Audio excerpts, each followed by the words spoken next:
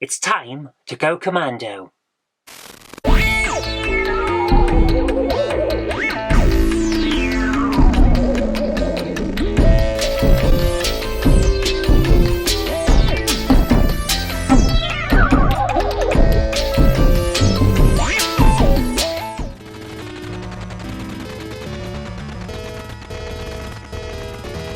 Commando arrived at a time when the home computer boom in the UK was coming to an end. Companies were launching new systems that often failed before they even reached the high street, and consumer spending habits were solidifying around the big four systems: the ZX Spectrum, the Commodore 64, the Amstrad CPC, and, for the richer among us, the BBC Micro. The Atari 2600 was on its way out, and for the most part, other consoles had failed to find their market. Meanwhile, arcades were becoming the go-to place if you wanted cutting-edge graphics and gameplay. Commando essentially arrived at a time when the gaming scene of the 80s had finally settled into what most British gamers will remember it as. Commando marks a pivotal change in how arcade games played out. Released at the end of the first era of arcade games, Commando mixes the go-anywhere and shoot-anything style of Berserk with a vertically scrolling landscape that presents progression in the game in a visually appealing style, rather than simply relying on screen refreshes and level complete messages, although it does have both of those as well. Commando puts the player in control of Super Joe, a commando who is sent on a lone mission to infiltrate enemy bases and destroy them. Joe does this by walking toward the base and killing everyone he meets along the way, save for the occasional friendly soldier whom he must rescue for extra points by killing everyone on the way. Once Joe reaches the enemy base, the level stops scrolling and he is now pitted against a wave of enemies who must all be killed before Joe can enter the base and blow it up. The gameplay is fairly simple when described like that, but each level gets progressively harder, with new enemy vehicles and bunkers appearing as the game progresses, to change up how the player must approach each section.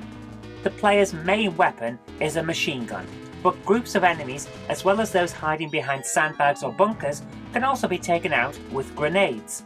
You'll have a limited supply of these, but more can be picked up here and there by collecting the boxes of grenades that the enemy will occasionally leave behind as you progress. Commando's new and interesting approach to arcade gameplay changed how later games would play, and also how later games would be presented. Most games before it were fixed screen affairs, as we said before, with only limited scrolling and repeating waves of enemies. Commando did away with both of those, and in the process, it changed arcade gaming forever. The arcade features amazing, if immensely difficult, gameplay that will take many sessions to master.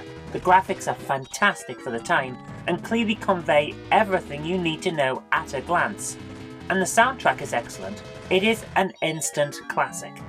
Naturally, it was a big hit, and since home computers and consoles were a big thing by the time it was released in the arcades, that meant there were plenty of home versions of the game. So let's take a look at as many of them as we can.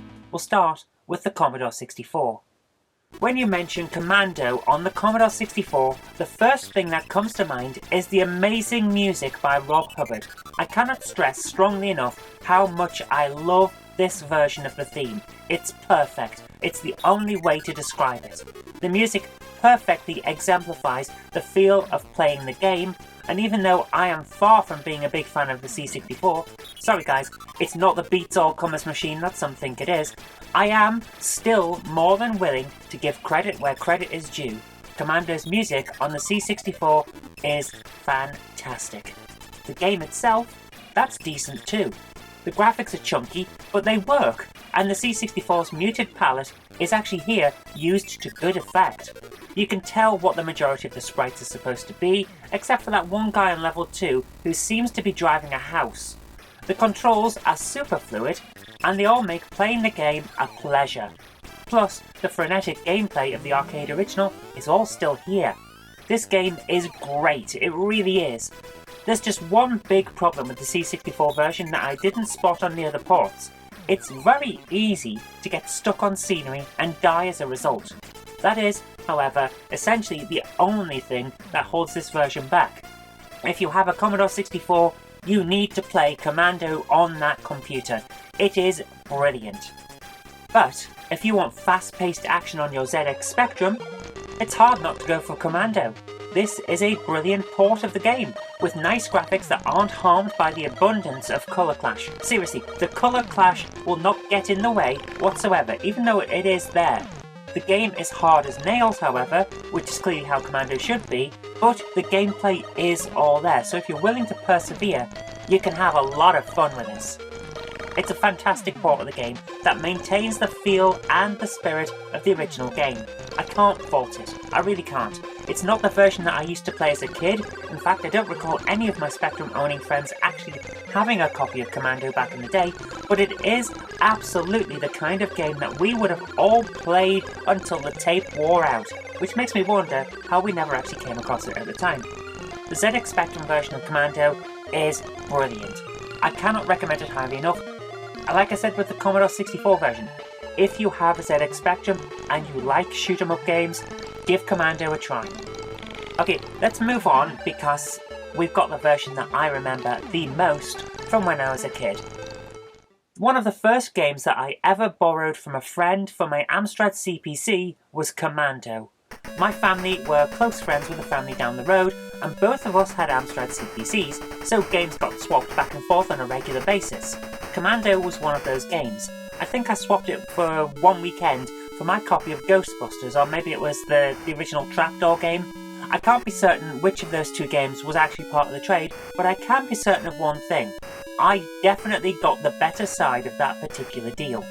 At first glance, you would be forgiven for thinking that this is basically a recoloured version of the Spectrum port, but that's not actually true. The game runs smoothly on the CPC. It's definitely had enhancements made to it for it to work brilliantly on the Amstrad. The CPC's AY chip is being used to its advantage here, and it's not simply emulating the Specky's beeper. This is a port done right, if it is a port at all. The game is hard as nails, the same way that the Spectrum version was, and just like the other versions, it's frenetic and it plays excellently. There are absolutely no faults with this version of the game. I love it. I think you'll love it too if you give it a try. It's an excellent game that plays to all of the CPC's strengths. It's bright, it moves well, it's got a great soundtrack, and it is fun to play. Give it a try if you're a fan of the Amstrad. But again, that's not the end of it, because it wasn't just computers that got their own ports of Commando. The consoles got in on the action too, so let's switch over to the Nintendo. The first thing that we have to note with the Nintendo Entertainment System version of Commando is that this is a very early third-party release for the new system in the West. As a result, Konami haven't quite got to grips with how the Nintendo works and what the best method of getting smooth sprites from it is.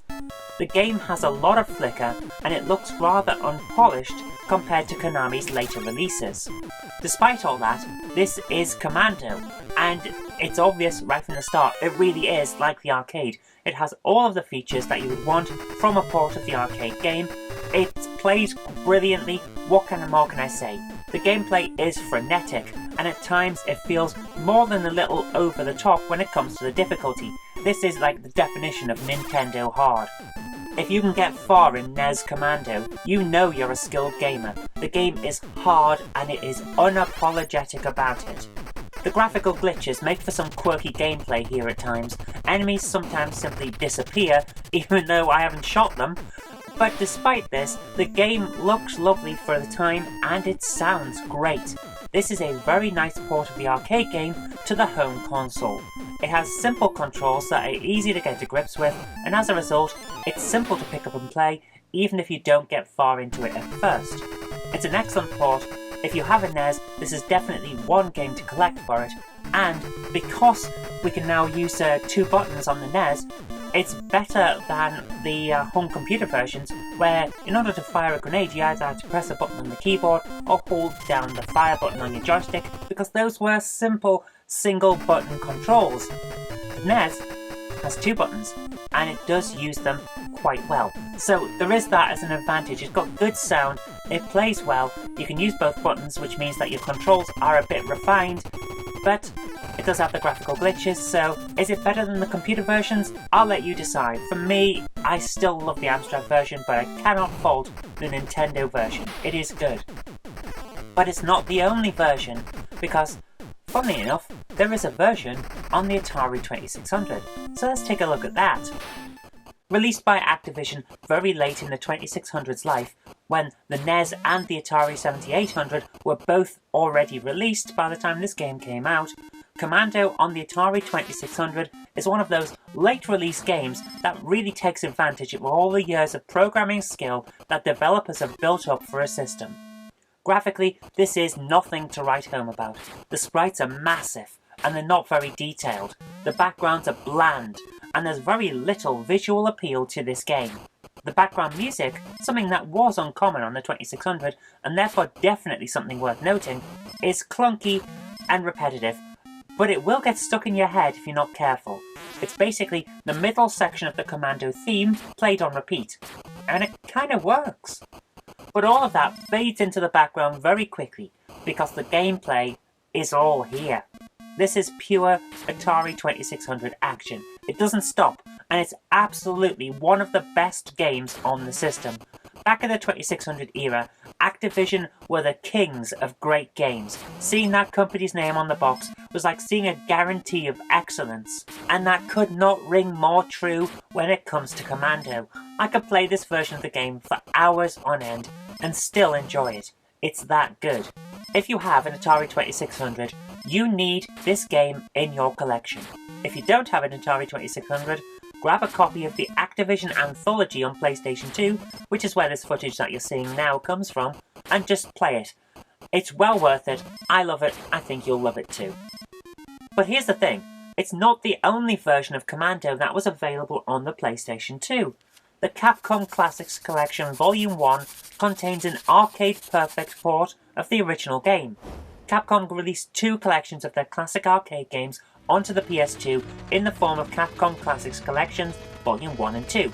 Each disc contains a number of arcade ROMs, complete with specialist emulators to make them work, making this the best way to enjoy the original versions of these games without having to hunt down the old arcade cabinets or fiddle with emulators on your computer. Whether you play this with the D-pad or the thumbsticks, it is a brilliant version of the game, as you would expect, since it's literally just a port of the arcade ROM onto the PS2 using an emulator. I adore this version of the game. It works perfectly on the DualShock 2. So, in conclusion, Commando on any system is a frenetic action game. It's ridiculously difficult, but you won't mind that when you're playing it because it's so much fun. If you're a fan of run and gun games or vertically scrolling shoot 'em ups, you'll find a lot to enjoy in this game. Which version you choose to play is going to be down to personal preference, because they are all excellent ports. If you want the arcade original experience, the original arcade version or the PlayStation 2 version on the Capcom Classics Collection is the way to go, especially if you're playing the PS2 version using an arcade stick. It really does get that feel. For the home computer and console lovers, however, you're going to have your favourite systems. Let's face it, we all do, and I can't fault you playing any version of the game on that system because you're going to have an excellent time with it. If you're looking for suggestions though, I'm going to have to recommend you give the Atari 2600 version a try because it really is that good. I'd also recommend the Amstrad CPC version for the gameplay, the C64 version because it's brilliant, and don't overlook the NES version, even though, as an early release title, it does have a bit of flicker. But as I said, whichever version you end up going for, you're going to have a fantastic time with this game. Commando is an absolute classic game for all of the right reasons, and it will keep you coming back for more for years to come.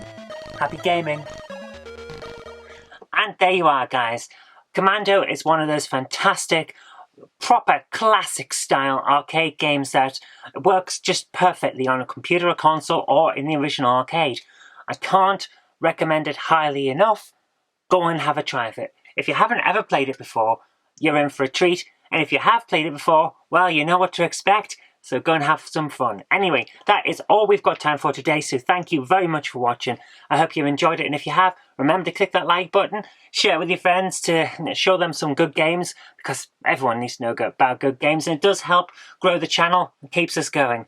Anyway, thank you so much for watching. I'll see you tomorrow. If you liked today's video, please consider supporting me on Patreon. Thank you.